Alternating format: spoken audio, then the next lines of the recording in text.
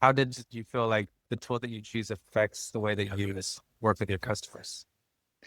So I think we saw an immediate switch for how our customers behaved because we are a tool that typically doesn't require immediate responses. So there is nothing that can break. We're not charging you hundreds and hundreds of dollars. And so there's always some calmness to how we talk with customers and how they talk to us.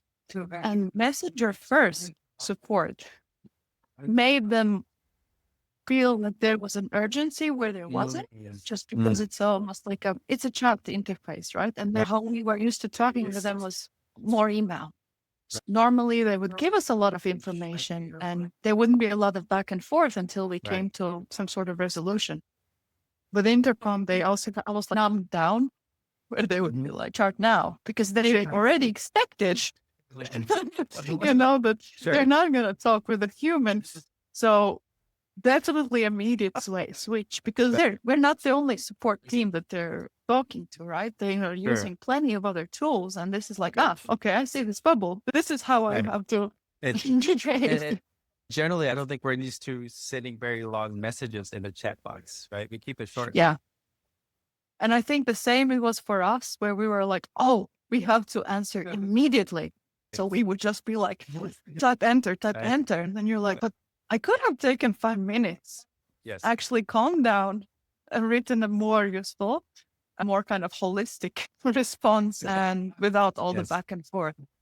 That's interesting, right? Because I think a lot of companies, when they're like thinking about bullying, right? It's usually a feature list, right? Yeah. And you're not thinking about how does it change behavior. Yeah, absolutely.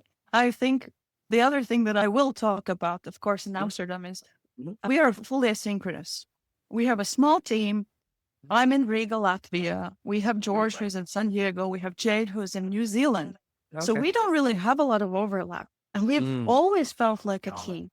We've never really felt, there are some silos or there are things that I'm missing. I don't have the necessary context. And it was also the collaboration that we lost because front is the obviously I've said it. It's fine. Yeah. It's very collaborative. And actually, when we first switched over to it from Help Scout, it was because our success and sales teams were using front. And we could be in the same tool all together. And similarly now, sales, success, support, finance ops, we're all using it. We can all collaborate. There's like a notes section and there are reactions and you can see related conversations that maybe somebody else was having. You have all that context. So when we did switch to Intercom, we also immediately felt like, am I missing something? Have you seen this? like almost, we couldn't talk with each other anymore with this tool that we're using like 8 hours a day. Because it was, Intercom is built to like, it's not as collaborative, right? Yeah. And so how quickly or how long did it take for you to realize, or when did you start thinking, maybe this is not going to work out for us? No, fairly quickly. I would say all of us silently in our own corners. I said asynchronously, we just had a board where we were putting together questions, things we like, things we don't like. It was like a live retro before actually the trial was over. And at first it was more like really questions and we're like, oh, I think you can do it like this, or, oh, this is how you do this or that. And then probably by week 2 or 3, there are no questions. There's just everyone just has bad things to say. We gave it 2 months. We gave the trial 2 months. And that's when we just understood, okay, Messenger first, it's just not for us. Email first, it's for us. It's for the team. It's for the customers. It's like for everyone's pretty much quality and well-being.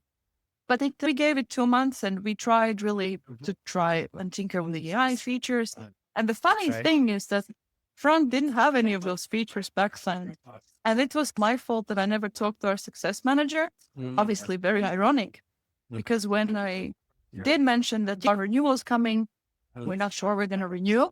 They actually they told me, okay, we're actually building all of these things. Like this check, this I can already give you like early access to. So Okay. when we came back 2 months ago, we actually came to a better product almost because we Interesting. talked to our Yeah. success manager. And then you learned about their AI roadmap, and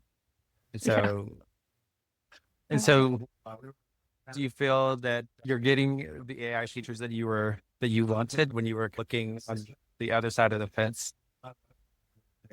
I guess so. I guess we're still very much human in the loop, just trying. So we're not really utilizing them a lot. I wouldn't say that we're using it in the way where maybe you would imagine it. But to say that we're not Yeah. utilizing AI outside of how we talk with our Yeah. customers would be a lie. Like, we are full on just hooking up. And just before this meeting, we had demos where my teammate was demoing like how we check stale help center articles to make sure that every release obviously gets an update in the help center. And that almost has no human in the loop because it can check, it can verify, it can write us a draft. All we do is like, okay, this sounds good, publish. Maybe also it's in a sense that's also for us to prepare more for the AI self-serve more in the future to make sure that Hub Center is more LLM friendly, etc. But for now, I wouldn't say that we're like. Gotcha. And now that you've been through this experience, would you change anything about, like, if you're evaluating new tools, new to add, right? Would you do it differently in the future? Or is the buying process still the same? I would say we would do the same. We had a big kind of good process in place. We came together. We defined what's the success criteria. So we know that this is a trial, that we just have to squeeze as much as possible and ask all the questions and find all the nooks and crannies where something might go wrong. And because it wasn't like we have burned all the bridges, we're never gonna, this is the tool we're gonna use, it would be very different. But because it was a trial at the very beginning with the success criteria, which then we understood that we can't really meet with this new tool.